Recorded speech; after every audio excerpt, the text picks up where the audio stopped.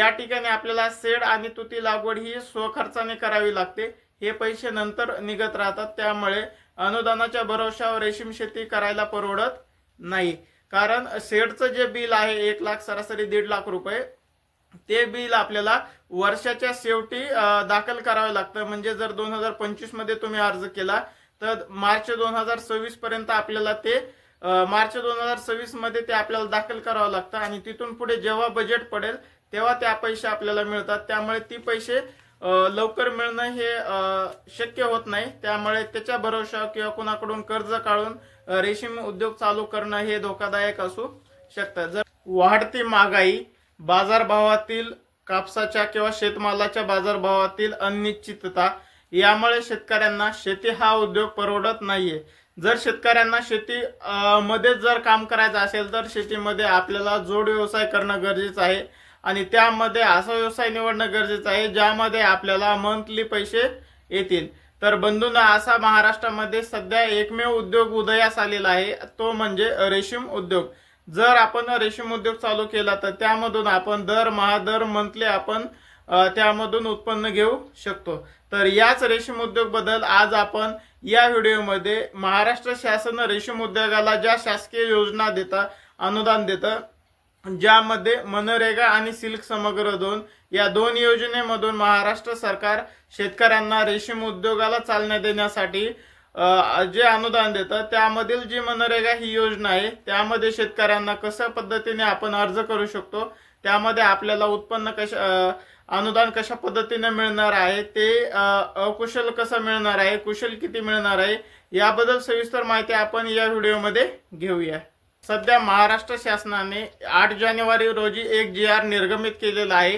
त्या GR नुसार 9 जानेवारी ते 9 फेब्रुवारी या 1 महिन्यामध्ये जे शेतकरी रेशीम उद्योग ज्यांना चालू करायचा आहे असे शेतकरी जे जिल्हा रेशीम कार्यालय या ठिकाणी नोंदणी करतील अशा शेतकऱ्यांसाठी मनरेगा मधून 3 वर्षासाठी 4,18,000 रुपये आपल्याला अनुदान मिळतं। 2024च्या कृती आराखड्यानुसार आपल्याला 4,18,000 रुपये अनुदान मिळतं।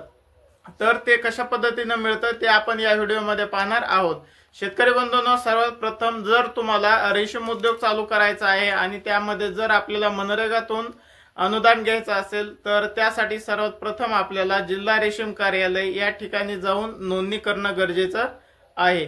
आता नोंदणी करत असताना आपल्याला कोणती कागदपत्रे लागणार आहेत तर ते सर्वात प्रथम पाहूया। सर्वात प्रथम जेव्हा आपण जिल्हा रेशीम कार्यालय या ठिकाणी नोंदणी करण्यासाठी जातो तेव्हा आपल्याला एक नोंदणीचा फॉर्म जोडा लागतो। त्या नोंदणीच्या फॉर्म बरोबर आपल्याला ज्या गटामध्ये आपली जमीन आहे त्या जमिनीचा आपल्याला 7/12 आणि 8 जोडणे अनिवार्य आहे।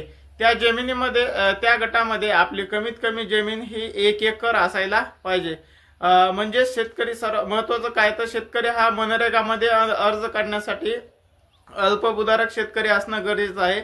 म्हणजे त्याची जास्तीत जास्त जमीन ही 5 एकर असायला पाहिजे आणि कमीत कमी जमीन ही 1 एकर असायला पाहिजे।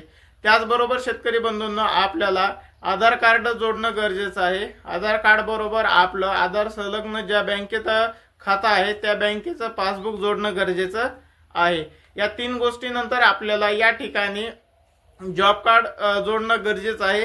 जो शेतकरी अर्ज करणार आहे त्याचं जॉब कार्ड असणं बंधनकारक आहे। याचबरोबर आपल्याला ज्या ठिकाणी आपली जमीन आहे त्या ठिकाणी पाणी उपलब्धताचं प्रमाणपत्र जोडायचं आहे। पाणी उपलब्धता प्रमाणपत्र किंवा 7/12 वरती आपल्याला पाण्याच्या स्रोताची नोंद असणं गरजेचं आहे। याचबरोबर आपल्याला ज्या ग्रामपंचायतमध्ये आपली जमीन येते त्या ग्रामपंचायतचा आपल्याला ठराव जोडावा लागतो, ज्यामध्ये आपण त्या ग्रामपंचायत अंडर आपण तुती लागवड करणार आहोत अशा पद्धतीने नमूद करून कृती आराखडा आपल्याला जिल्हा रेशीम कार्यालय या ठिकाणी ही सर्व कागदाची पूर्तता आपण करून जिल्हा रेशीम कार्यालय या ठिकाणी ही सर्व कागदपत्रे आपल्याला जमा करावी लागतात। यामध्ये जर आपण अनुसूचित जाती आणि जमातीमधून अर्ज करू इच्छित असाल, म्हणजेच काय तर ST आणि SC या 2 कॅटेगरी मधून जर आपण अर्ज करू इच्छित असाल तर या ठिकाणी आपल्याला जातीचे प्रमाणपत्र म्हणजेच कास्ट सर्टिफिकेट जोडणं गरजेचं आहे। ही सर्व कागदपत्रे जेव्हा आपण जिल्हा रेशीम कार्यालय या ठिकाणी नोंदणी करतो तेव्हा नोंदणी करत असताना एकरी 500 रुपये आपल्याला फीस देणं गरजेचं आहे। त्यानंतर आपली नोंदणी झाल्यानंतर मार्च नंतर आपला या ठिकाणी एस्टिमेट काढलं जातं, म्हणजेच पुढील 3 वर्षांमध्ये आपल्याला कशा पद्धतीने पैसे मिळणार आहेत याचं एस्टिमेट काढलं जातं व त्यानंतर ही फाईल आपली तहसील कार्यालय या ठिकाणी येते। तहसील कार्यालय या ठिकाणी आपल्याला प्रशासकीय मान्यता आणि कार्यारंभ आदेश अशा पद्धतीच्या 2 मान्यता मिळाल्यानंतर जिल्हा रेशीम कार्यालय या ठिकाणी आपल्याला तांत्रिक मान्यता मिळते व तिथून पुढे आपल्याला वर्क कोड काढला जातो। वर्क कोड काढल्यानंतर आपल्याला तुती लागवड केलेल्या ठिकाणचा जिओ टॅग करावं लागतं व जिओ टॅग झाल्यानंतर आपल्याला तिथून पुढे मस्टर भरावे लागतात। म्हणजेच काय तर ज्या आपण आठवड्याला मस्टर भरतो त्यामधून आपल्याला अकुशल बिल हे काढावे लागतात।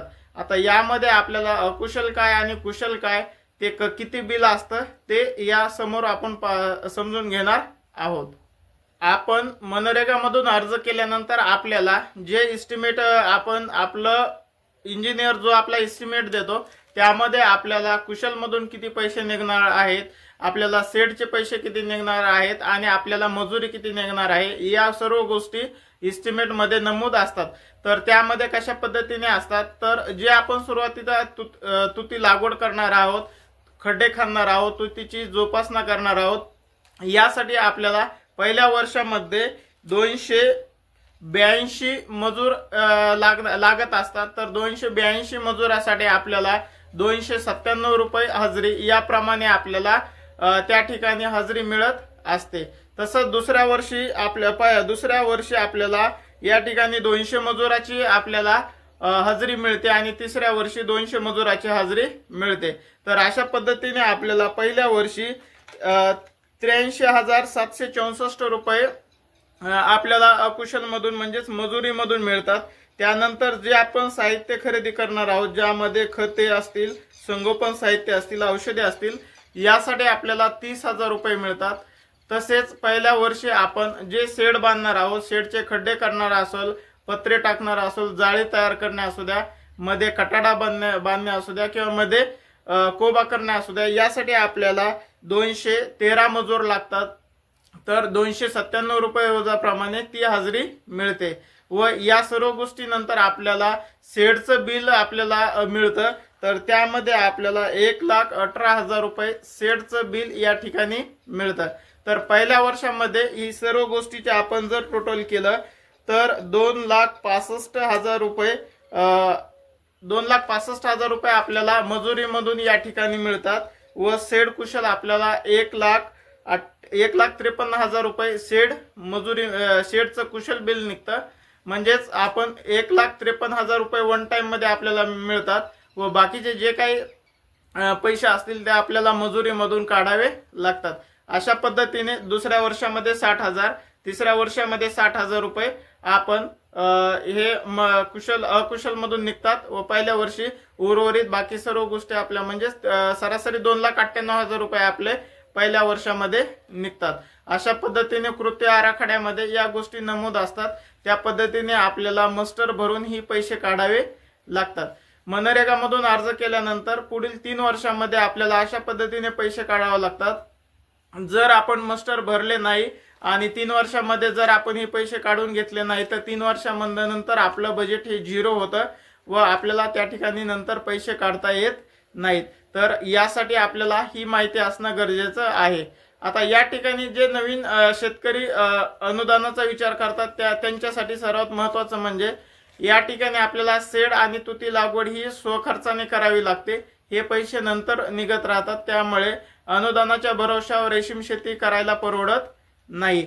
कारण शेडचं जे बिल आहे 1 लाख सरासरी 1.5 लाख रुपये ते बिल आपल्याला वर्षाच्या शेवटी दाखल करावे लागतं। म्हणजे जर 2025 मध्ये तुम्ही अर्ज केला तर मार्च 2026 पर्यंत आपल्याला ते मार्च 2026 मध्ये ते आपल्याला दाखल करावं लागतं आणि तिथून पुढे जेव्हा बजेट पडेल तेव्हा त्या पैसे आपल्याला मिळतात। त्यामुळे ती पैसे लवकर मिळणं हे शक्य होत नाही, त्यामुळे त्याच्या भरोशावर किंवा कुणाकडून कर्ज काढून रेशीम उद्योग चालू करणं हे धोकादायक असू शकता। जर तुमच्याकडे घरी पैसे असतील तुम्हाला शेड तयार करण्यासाठी, तुती लागवड करण्यासाठी, तर तुम्ही नक्कीच हा रेशीम उद्योग चालू करू शकता।